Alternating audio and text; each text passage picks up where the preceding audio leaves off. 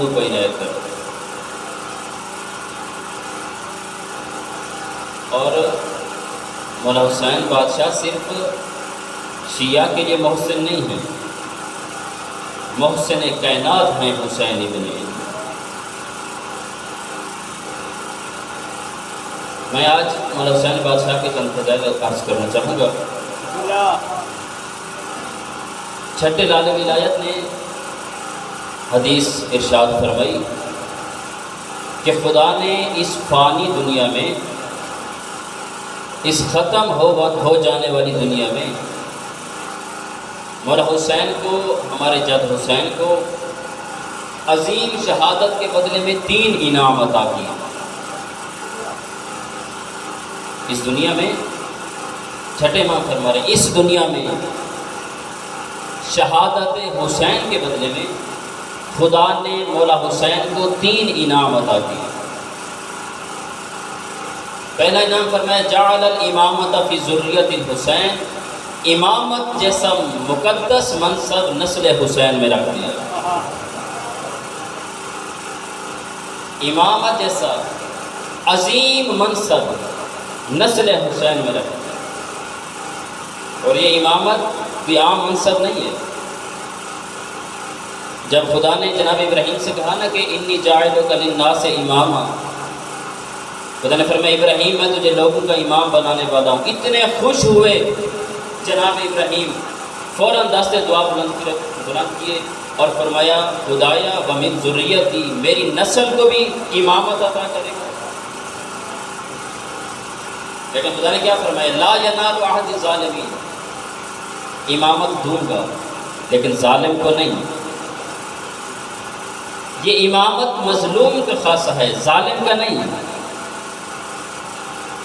اور اسی وجہ سے فقیر شام نے خط لکھا مولا علی علیہ السلام، اور اس خط میں ایک طنز کیا، تانا دیا اور کہا کہ یا علی یاد کرو اس وقت کو جب آپ کے گلے میں رسی تھی۔ اس نے یہ طنز کیا۔ مولا کائنات نے جواب دیا کہ وہ بدبخت، تو نے میری توہین کرنا چاہی لیکن تو نے میری فضیلت پڑھ دی۔ فرمایا خدا کی نگاہ میں ظالم ہونا عیب ہے، مظلوم ہونا نہیں۔ خدا ظالم کو کبھی امام نہیں بنا، امامت مظلوم کو خاص ہے۔ فرمایا امامت جیسا مقدس منصب خدا نے نسل حسین میں رکھ دیا۔ مولا حسین بادشاہ جب سرکار دو عالم کے پاس آیا کرتے تھے تو رسول ایک قصیدہ پڑھ کرتے تھے مولا حسین کی شان میں۔ سب سے پہلے فرمایا کرتے تھے حسین تیری کیا ہی عظمت خدا نے بنائی، انت سید و ابو سید، انت سید و ابن سید و ابو سادات۔ حسین تو کتنی عظمت کا مالک ہے، تو خود بھی سید و سردار، تیرا بابا علی بھی سید و سردار، تیری آنے والی نسل بھی سید و سردار۔ پھر دوسرا قصیدہ ارشاد فرمایا کرتے تھے کہ حسین تیری کیا ہی عظمت، انت امام و ابن الامام و ابو الائمہ۔ حسین تو خود بھی امام، بابا علی بھی امام، آنے والے 9 بیٹے بھی امام۔ پھر فرمایا کرتے تھے انت حجت و ابن الحجت و ابو الحجت۔ حسین تو خود بھی حجت خدا، بابا علی بھی حجت خدا، آنے والے 9 بیٹے بھی حجت خدا۔ یہ حجت ہم سنا کرتے ہیں اکثر امام زمانہ کے ساتھ منسوب۔ اس حجت کا معنی کیا تھا؟ مفضل صحابی ہے چھٹے امام کا، پوچھتا ہے کہ مولا مل حجت، اس حجت کا معنی کیا ہے؟ پریشان تو نہیں بیٹھے نا؟ اگر کھانا مادہ ہے بلند تر صلوات میرا۔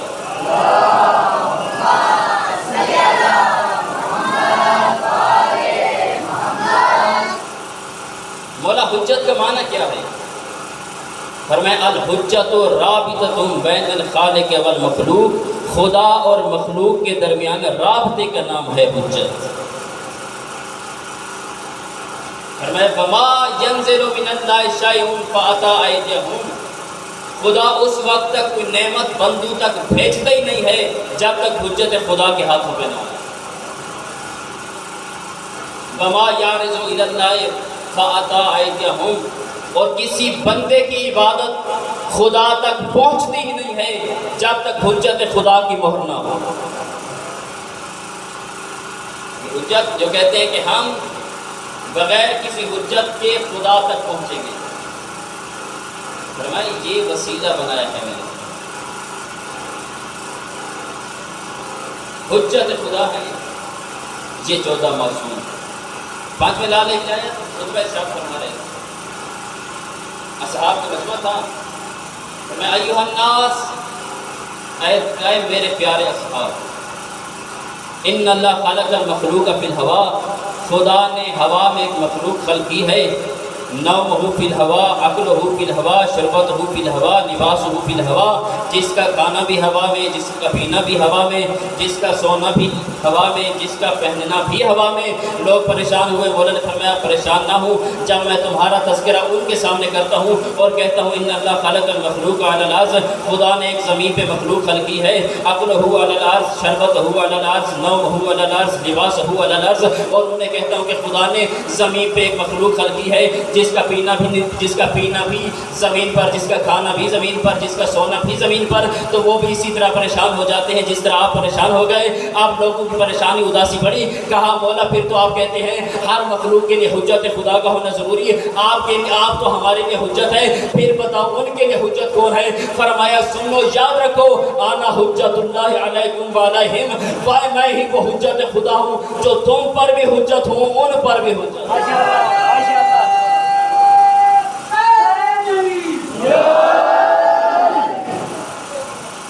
فرمایا امام پوری کائنات اور ہر مخلوق کا امام ہوتا ہے، ہر مخلوق کے لیے حجت۔ پہلا انعام خدا نے کیا عطا کیا؟ جعل الامامۃ فی ذریۃ الحسین، امامت جیسا مقدس منصب اور عہدہ نسل حسین میں۔ اور دوسرا انعام جو خدا نے اس دنیا میں عطا کیا، فرمایا وجعل الاجابۃ تحت قبۃ الحسین، خدا نے دعاؤں کی قبولیت کا مرکز روضہ شبیر بنا دیا۔ فرماتے ہیں جتنی بھی مشکل دعا ہو، آؤ مولا حسین کے ذریعے کے پاس۔ اور اس لیے مولا حسین فرماتے ہیں کہ مثل کعبہ ہے میرے جد حسین کا روضہ۔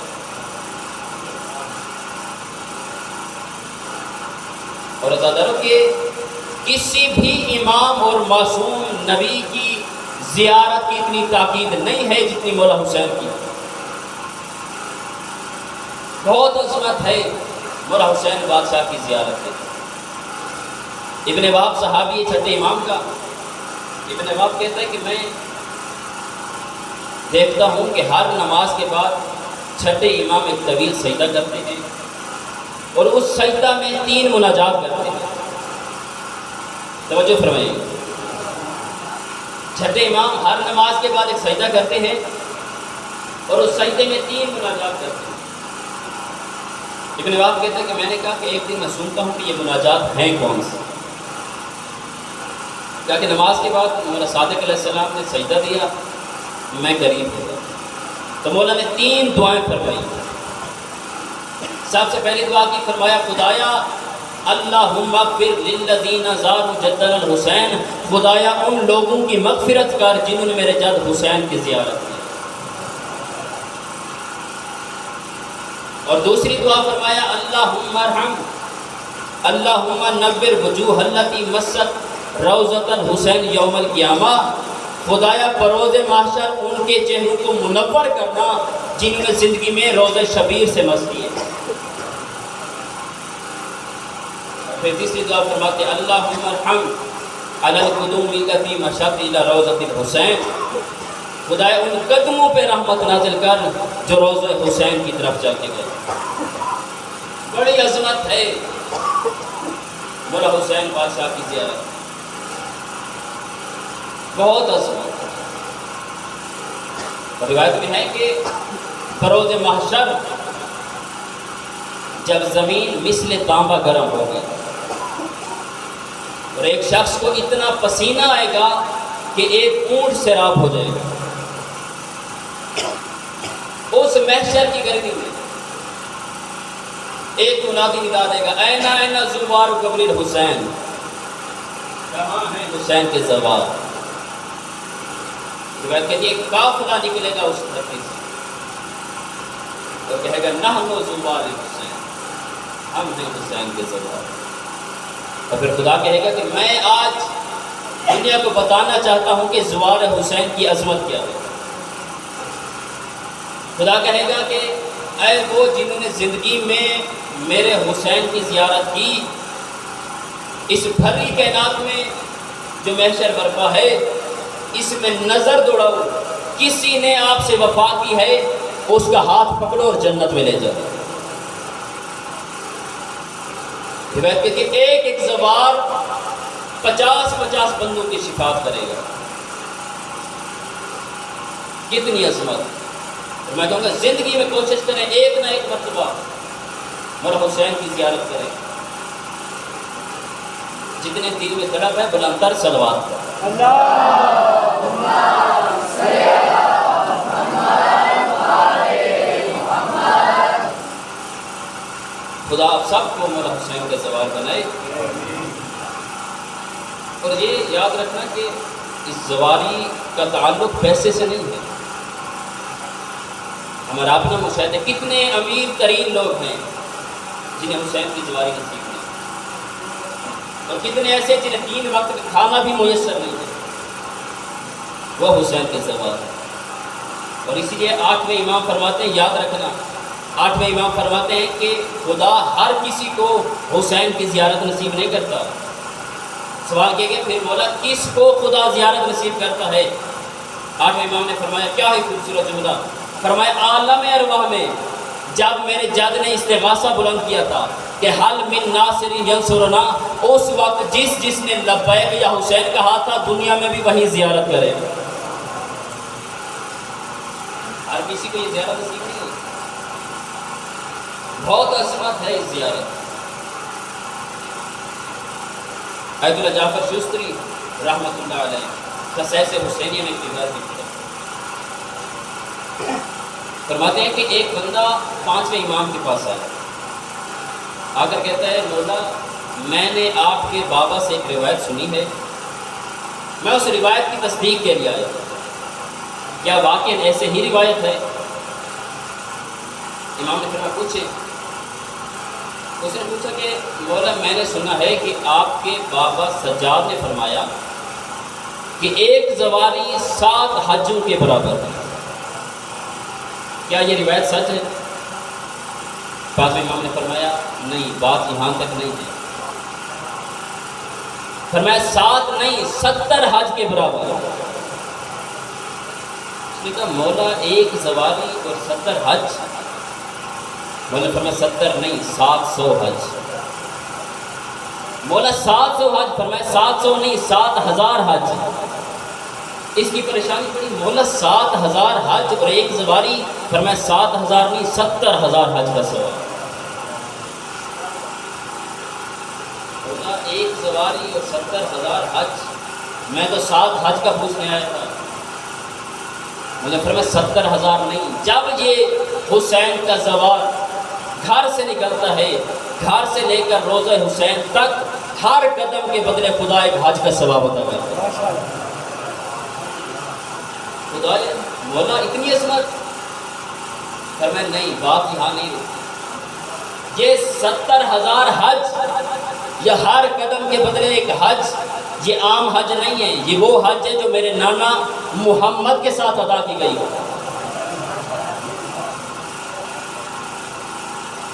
اب اس بندے پہ پریشانی بڑی، وہی سوال کیا جو آپ کے ذہن میں ہے، مولا پھر اگر ایک زواری کا ثواب 70000 حج کے برابر ہے تو پھر ڈائریکٹ کہہ دیتے کہ 70000 حج، پہلے 7 پھر 70 پھر 700 پھر 7000، مولا یہ ماجرا کیا ہے؟ فرمایا یاد رکھنا یختلف الثواب بے اختلاف معرفت الزوار، جوں جوں میرے زوار کا مرتبہ بلند ہوتا جائے گا خدا ثواب میں اضافہ کرتا جائے گا. جوں جوں ظاہر امام حسین کی معرفت بڑھے گی خدا اس کے مطابق اس کا اجر بھی بڑھاتا جائے گا. اور کبھی سوچا کہ خدا نے اتنا اجر عطا کیا کیوں؟ اپنے گھر کا ثواب کم لکھا، حسین کی زواری کا ثواب زیادہ تھا. میں تھوڑی اس کی وضاحت کرنا چاہتا ہوں. سوال ایک یہ ہے کہ جب مولا حسین بادشاہ کو جب مدینہ سے نکلے، علم امامت سے پتہ تھا نا کہ میں نے حج نہیں کرنی، پتہ تھا یا نہیں تھا؟ علم امامت سے پتہ تھا نا کہ میں نے حج ادا نہیں کرنی. پھر مولا حسین نے حج کا ارادہ کیوں کیا؟ حج کی طرف گئے کیوں؟ میں یوں مثال سے سمجھاؤں کہ ایک بندے کو پتہ چلے گھر کہ مجلس میں جانے سے پہلے مجلس ختم ہو جائے گی، وہ مجلس کی طرف آئے گا یا نہیں آئے گا؟ وہ آئے گا ہی نہیں. کہ جس مقصد کے لیے جا رہا ہوں جب وہ مقصد ہی نہیں تو میں جاؤں گی. جب مولا حسین کو پتہ تھا کہ میں نے حج نہیں کرنی، پھر حج کے لیے آئے گے اور پھر صرف گزرے نہیں 4 ماہ تک رکے. این حج کے موقع پہ مکہ سے کربلا کی طرف روانہ. بس آپ کے جملے آپ کی فضائل والی باتیں تمام کرتا ہوں. جب مولا حسین کو پتہ تھا کہ میں نے حج ادا نہیں کرنی، پھر آئے کیوں؟ یاد رکھنا مولا حسین حج کرنے نہیں آئے، حج بچانے آئے تھے.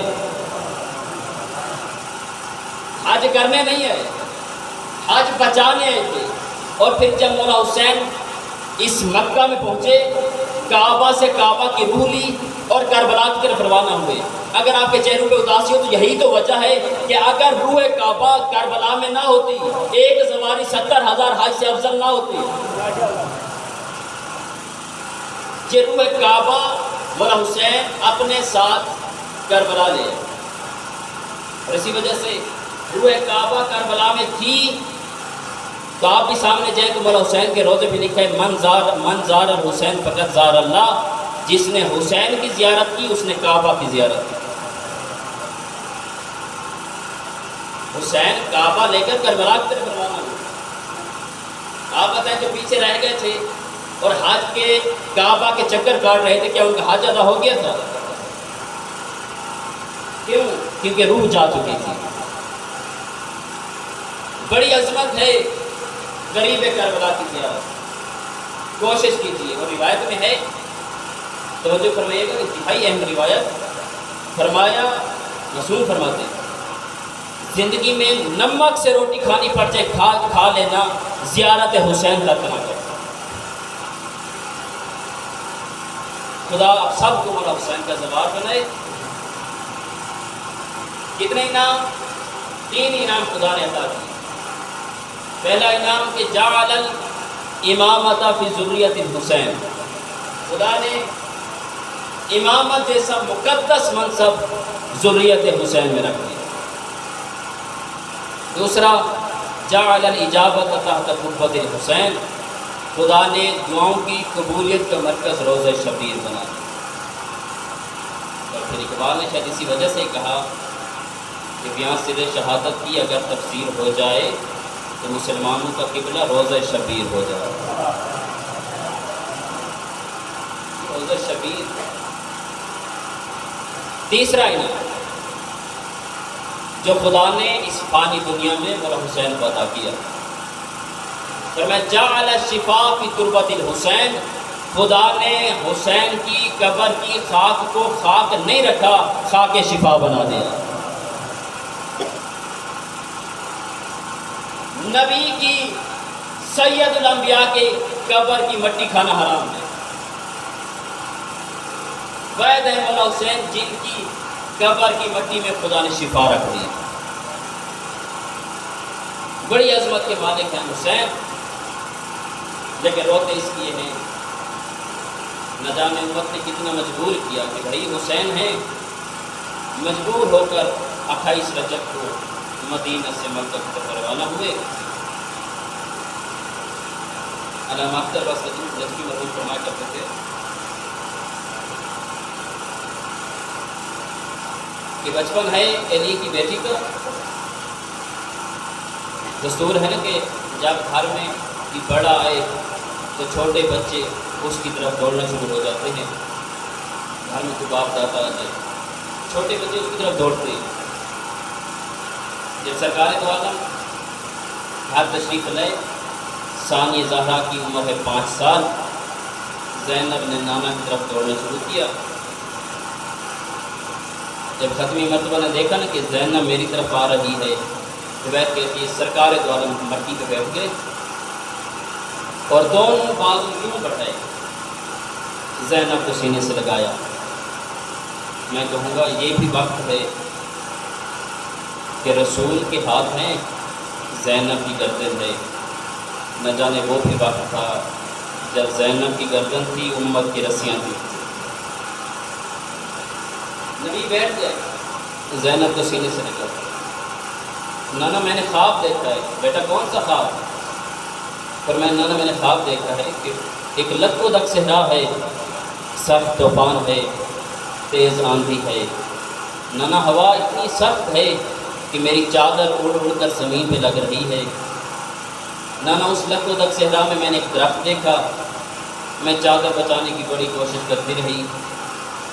میں اس درخت کے پاس گئی، میں نے اس درخت کا سہارا لیا، لیکن ہوا اتنی سخت تھی، طوفان اتنا سخت تھا کہ وہ درخت بھی گر گیا۔ نانا میں نے پھر دوسرا درخت دیکھا، اس کا جا کے سہارا لیا، طوفان سخت تھا، وہ درخت بھی گر گیا۔ نانا تیسرا درخت بھی گر گیا، چوتھا درخت بھی گر گیا۔ نانا 5واں درخت تھا، آخری درخت، میں نے اس کا سہارا لیا، طوفان سخت تھا، وہ درخت بھی گر گیا۔ نانا اس 5ویں درخت کا گرنا تھا یا میری چادر سر سے اتر گئی؟ نانا اس خواب کی تعبیر کیا ہے، رو پڑے ختمی مرتبہ، رو کے فرمایا بیٹا زینب یہ پہلا درخت ہے نانا محمد، دوسرا درخت ہے ماں زہرا، تیسرا درخت ہے بابا علی، چوتھا درخت ہے بھائی حسن، 5واں درخت ہے بھائی حسین۔ حسین کے ذبح ہونے کی دیر ہے، تیرے سر سے چادر۔ حضرت زینب کبریٰ فرماتی ہے نانا 5ویں درخت کے گرنے کا انداز الگ تھا۔ زینب کو کون سا انداز؟ فرق کیا تھا؟ رو کر کہا نانا 5ویں درخت کے پہلے پتے گرے، پھر شاخیں ٹوٹیں، پھر درخت گرا۔ رو پڑے کائنات کی رحمت رسول، رو کر کہا زینب بیٹا یہ پتے حسین کے مہمان ہیں، یہ شاخیں حسین کے بیٹے ہیں، حسین کے بھائی ہیں، کبھی اکبر اترے گا، کبھی عباس اترے گا، کبھی قاسم۔ 11 ہجری نبی دنیا سے رخصت ہوئے، سارا دن زینب ماں کے ساتھ بیٹھ کر نانا کے دکھ پہ روتی۔ ابھی نانا کے درد ختم نہ ہوئے تھے، یا جل گیا دروازہ، ہو گیا پہلو زخمی، ہو گیا محسن شہید۔ ابھی ماں زہرا کے درد ختم نہ ہوئے تھے کہ کوفہ میں یتیم ہو گئے۔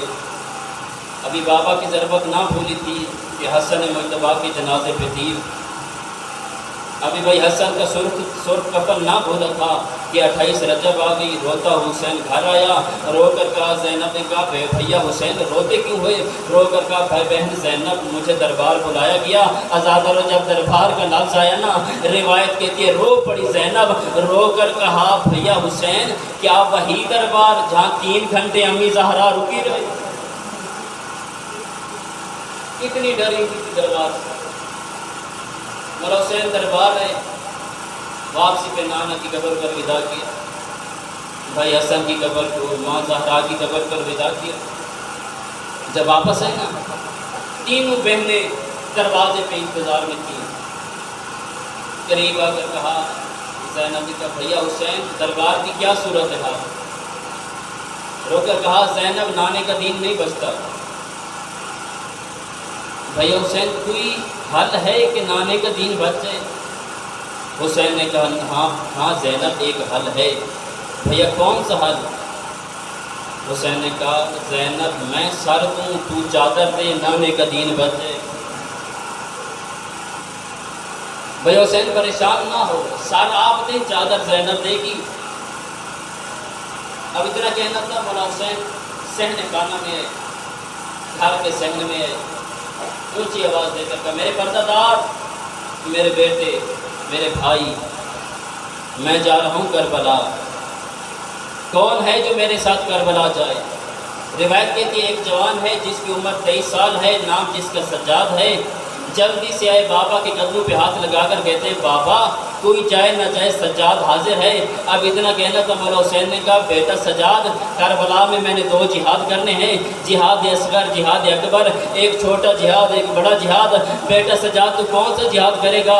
رو پڑے سجاد، رو کر کہا بابا میں آپ کا بڑا بیٹا ہوں، میں بڑا جہاد کروں گا، لیکن اتنا بتا چھوٹا جہاد کون سا ہے، بڑا جہاد کون سا ہے؟ غریب کربلا نے کہا سجاد بیٹا پھر سن، 10 محرم ہوگی، 10 محرم بیت مہمانوں کی لاشیں اٹھانا، 3 دن کا پیاسا ہونا، گھوڑے سے پیشانی کے بل گر جانا، لاشوں پہ گھوڑوں کا دوڑ جانا، سجاد یہ چھوٹا جہاد ہے، سجاد یہ چھوٹا جہاد۔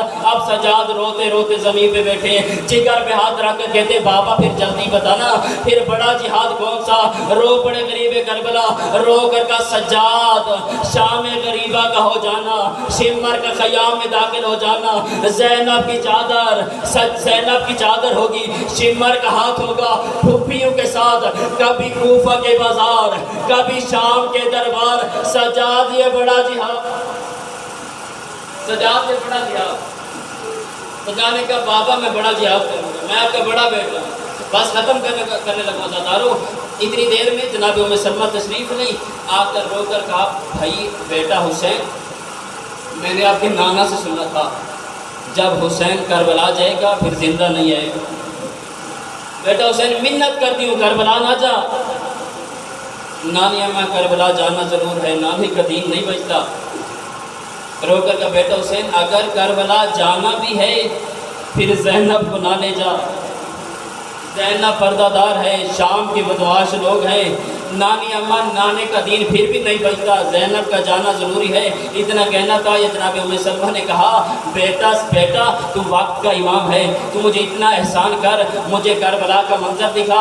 اتنا کہنا تھا، مولا حسین نے کہا نانی اماں میری 2 انگلیوں کے درمیان دیکھو۔ مولا حسین نے 2 انگلیاں دراز کی، یا کربلا کی زمین بلند ہوئی، جناب ام سلمہ نے ایک منظر دیکھا، جلدی سے کہا بیٹا حسین جلدی سے ہاتھ ہٹا، جلدی سے ہاتھ ہٹا، میرا جگر پھٹ رہا ہے۔ نانی اماں کیا دیکھا، کیا منظر دیکھا؟ رو کر کہا بیٹا حسین ایک جوان ہے جس کے سینے میں برچی ہے، ایک ضعیف باپ ہے جو گھٹنوں کے بل چل رہا ہے۔ رو کر کہا نانی اماں ضعیف میں حسین ہوں، جوان میرا اکبر ہے۔ اب دوسرا منظر جناب ام سلمہ نے دیکھا، رو کر کہا بیٹا حسین جلدی ہاتھ ہٹا۔ نانی اماں کیا منظر دیکھا؟ رو کر کہا شام غریبہ کا منظر ہے، خیام کو آگ لگی ہوئی ہے، ایک مستور ہے جس نے سجاد کو کاندھوں پہ اٹھایا ہوا ہے۔ رو کر کہہ رہی ہے بھیا حسین تو نے اکبر اٹھایا، میں سجاد اٹھایا۔